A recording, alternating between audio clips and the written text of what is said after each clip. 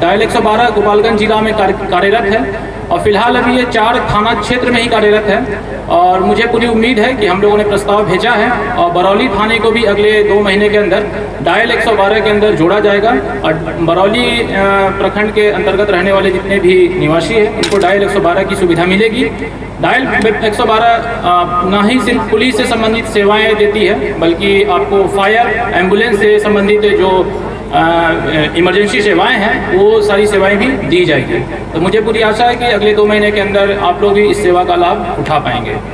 इसके अलावा गृह विभाग के निर्देशानुसार सभी थानों में महिला हेल्प डेस्क बनाया गया था और ये बरौली थाने में भी बनाया गया था जून के माह में। महिला हेल्प डेस्क बनाने का जो मुख्य उद्देश्य है, मैं सभी माताएं और बहनें यहाँ पर बैठी हुई हैं कि आप लोगों को किसी भी तरह की कोई परेशानी होती है तो थाना पर जाकर उस महिला हेल्प डेस्क पर आप जाकर अपनी बातें रख सकती हैं। आपको लिखित में आवेदन लेकर भी नहीं जाना है, आप सिर्फ चले जाइए और वहाँ पर महिला हेल्प डेस्क में 2 महिलाएं बैठी होती हैं, वो आपसे समस्याएं सुनेंगी, उसको आवेदन को टाइप भी करेंगी और उस आवेदन की एक रिसीविंग भी देंगी और उस पर एक जांच पदाधिकारी प्रतिनियुक्त किया जाएगा जो आपकी समस्याओं की जांच कर उसका निराकरण करने का प्रयास करेगा।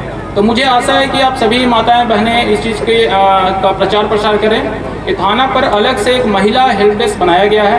और मैं अभी एक आंकड़ा ले रहा था अभी थाना अध्यक्ष से, जिन्होंने बताया कि जून महीने में ये शुरू हुआ था और अभी तक करीब 114 महिलाओं को इसका लाभ मिल चुका है। 114 महिलाएं आई हैं महिला हेल्प डेस्क में और उसमें से करीब 80 से 85 आवेदन का निष्पादन भी हो चुका है। तो हम लोग इस चीज़ को भी ट्रैक कर रहे हैं कि सिर्फ जो हेल्प डेस्क है या आवेदन लेने का कार्य ना करें बल्कि उस आवेदन पर जांच भी हो ससमय और उसका निराकरण और निष्पादन भी हो। इसके बाद बरौली थाना क्षेत्र में आने का कई बार मौका मिला है और हम लोगों ने कुछ पॉइंट चिन्हित किए हैं। और अभी थानाध्यक्ष बता रहे थे कि जामो रोड है, वहाँ पर रतन सराय ढाला है, उसके आगे कई बार कुछ आपराधिक घटनाएं घटित हुई है।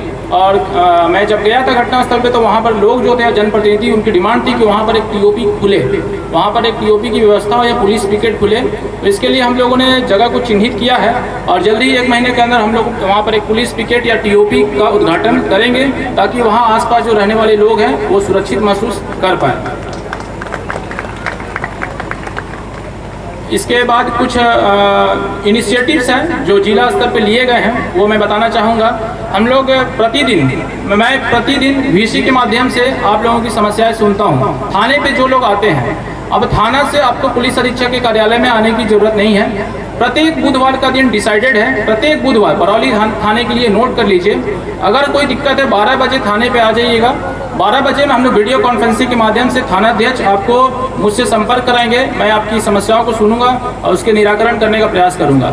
सभी थाने का दिन डिसाइड है, बरौली थाने के लिए बुधवार का दिन डिसाइडेड है।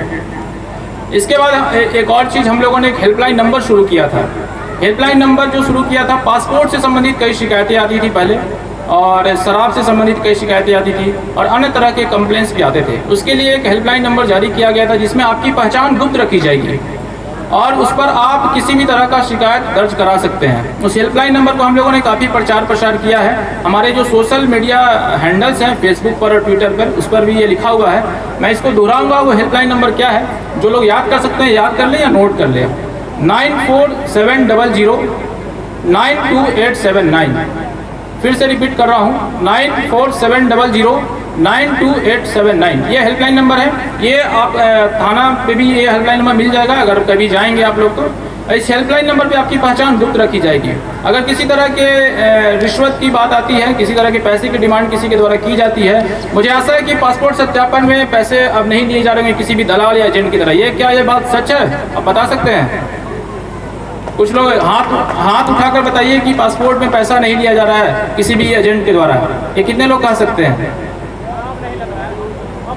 अब नहीं लग रहा है। जैसे कुछ पत्रकार बंधु हैं, आप लोगों को धन्यवाद कि आप लोगों ने भी इसका काफ़ी प्रचार प्रसार किया।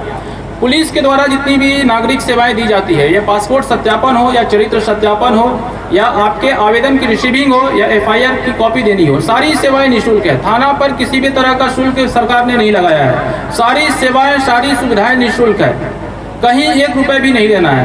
अगर कहीं से डिमांड किया जाता है किसी के द्वारा, किसी प्राइवेट आदमी के द्वारा, किसी एजेंट के द्वारा, किसी दलाल के द्वारा या पुलिसकर्मी ही क्यों नहीं हो, तो उसकी सूचना आप मुझे मिल के दे सकते हैं। या हमारा जो हेल्पलाइन नंबर जो मैंने बताया है, उस हेल्पलाइन नंबर पे भी अपनी कंप्लेंट दर्ज करा सकते हैं। हम लोग पूरी कोशिश करेंगे कि आपको किसी भी तरह की असुविधा ना हो। इसके बाद FIR कराने कई लोग जाते हैं। FIR कराने के बाद FIR की कॉपी आपको निःशुल्क दी जानी है। FIR की कॉपी तत्क्षण दी जानी है। 30 मिनट के अंदर FIR करने का आदेश दिया गया है पुलिस मुख्यालय के द्वारा। 30 मिनट के अंदर FIR अगर नहीं होता है तो उसकी शिकायत भी आप दर्ज मुझ तक कर सकते हैं, हेल्पलाइन पे भी दर्ज करा सकते हैं। और 30 मिनट के बाद अंदर FIR करने के बाद आपको FIR की कॉपी भी देनी है। तो FIR समय से हो पा रहा है, ऐसा बताएंगे हाथ खड़ा करके कुछ लोग? क्या माता जी, FIR टाइम से हो जा रहा है? अच्छा, धन्यवाद। हालांकि मुझे आशा होगी किसी को FIR कराने की जरूरत ही ना पड़े, लेकिन अगर जरूरत पड़ती है तो उसके लिए पुलिस आपके साथ है।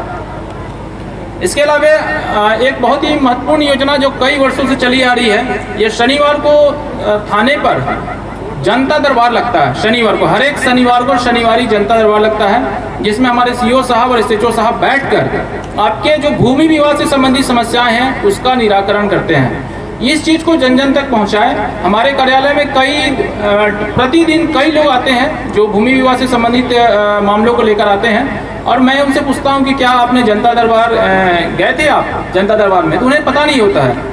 तो ये चीज़ें लोगों तक पहुंचाने की ज़रूरत है, क्योंकि हम सभी लोग इस समाज में रहते हैं। हर किसी का छज्जा का, किसी का नाली का, किसी का पानी का, किसी कुछ ना कुछ विवाद रहता है।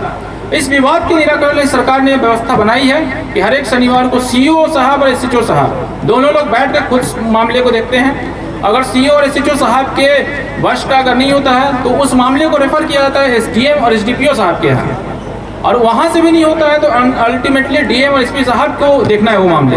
तो हम चाहेंगे कि आप इस व्यवस्था का भरपूर फायदा उठाएं, शनिवारी जनता दरबार का। और इसी के साथ मुझे उम्मीद है कि मैंने जो बातें कही है आप लोगों का सहयोग हमें मिलेगा, और सरकार ने जो व्यवस्था की है उसका भरपूर लाभ उठाएंगे। इसी के साथ अपनी वाणी को विराम देता हूँ। धन्यवाद।